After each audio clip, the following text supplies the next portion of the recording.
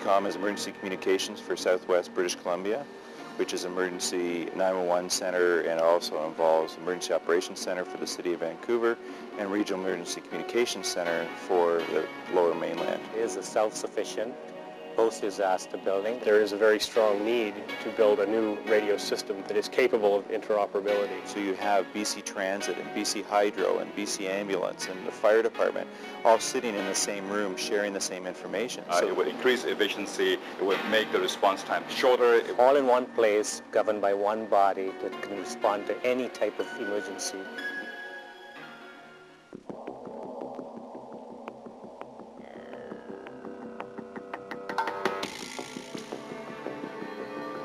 Well, a large part of it came out of the 1994 Stanley Cup riots, where they had different agencies, the RCMP and Vancouver Police, within blocks of each other, and they couldn't properly communicate.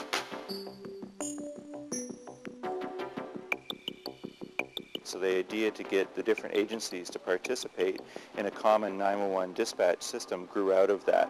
And we're having a lot of different agencies across Canada looking at what we're doing here with E-Comm, because it's a unique model in Canada.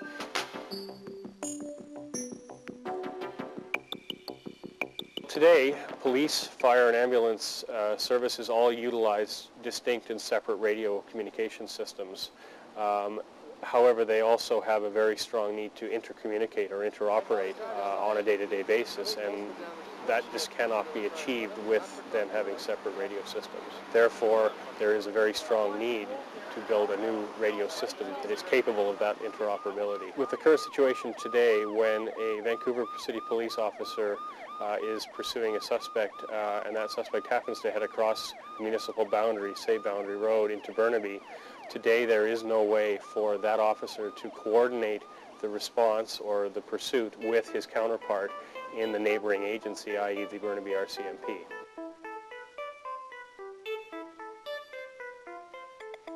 By bringing all the different agencies into the one facility, we're able to, enhance the buying power of those different agencies to get improved technologies that they currently couldn't afford on their own. On the CAD or the computer-aided dispatch, we're able to get very powerful system that will meet the requirements of all the different agencies. Let's say that you have a medical emergency and you require assistance. You dial 911. The 911 call taker at E-Comm interrogates you as to the location of the call and what the type of problem is. In this case, it's a medical emergency. So they're going to generate an incident that is going to come up on the fire dispatcher screen and on the ambulance dispatcher screen. They are both going to respond if the protocol requires it. Whoever gets there first can render aid until the paramedics arrive. The call taker can continue to actually provide first aid instructions on the phone before the fire department and before the ambulance service arrive to that incident. So by having multiple jurisdictions in the same room, they're able to communicate a lot faster. Right now, in the existing model, if you call through, you get one of the agency dispatchers. If they decide that another agency should respond, such as a fire department or police, they have to phone that other agency and request their assistance. The single CAD does that automatically.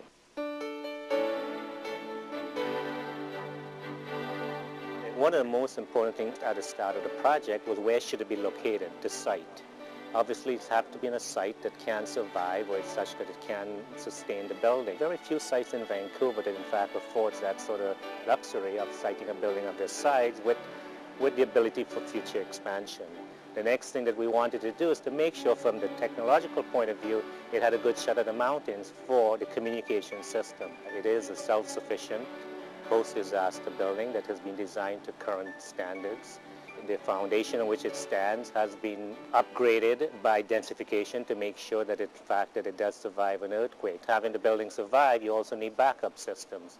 This building has an electrical system that it's provided power through BC Hydro through two different systems. In the event that one goes down, the other would provide it. If both of those systems goes down, we have a backup generator that would provide power to the building. If the generator does not come up on time, we have something called a UPS, which is a battery system in itself, so there's no glitches or blimps in the system.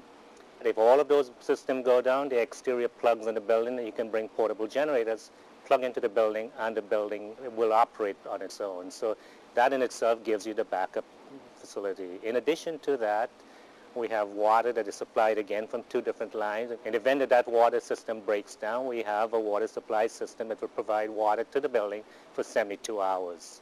Likewise, for the sanitation system, there is a food storage system below that will provide food for the people who have to spend most of their days and nights here for a period of time until the recovery is set in motion.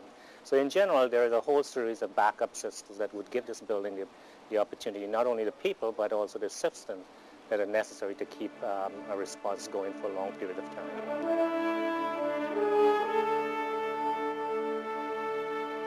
We are incorporated under the BC Companies Act, but we are also governed by another unique piece of legislation that is passed just because of us to provide the kind of service we want to provide. And that piece of legislation is called the Emergency Services Corporations Act.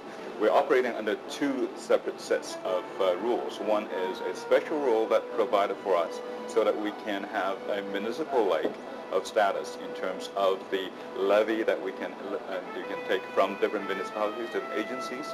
At the same time, we're looked at as a private company, much like any other private company incorporated under the BC Companies Act. So that is the kind of unique partnership that we bring to bear, provide the public safety feature to the citizens in southwestern BC.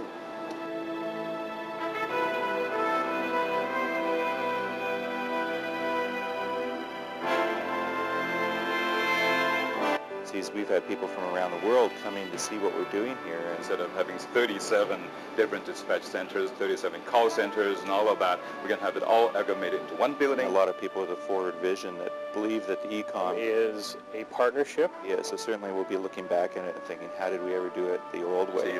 And to make citizens feel more safer and have the right kind of people and technology applied towards something that's important, public safety.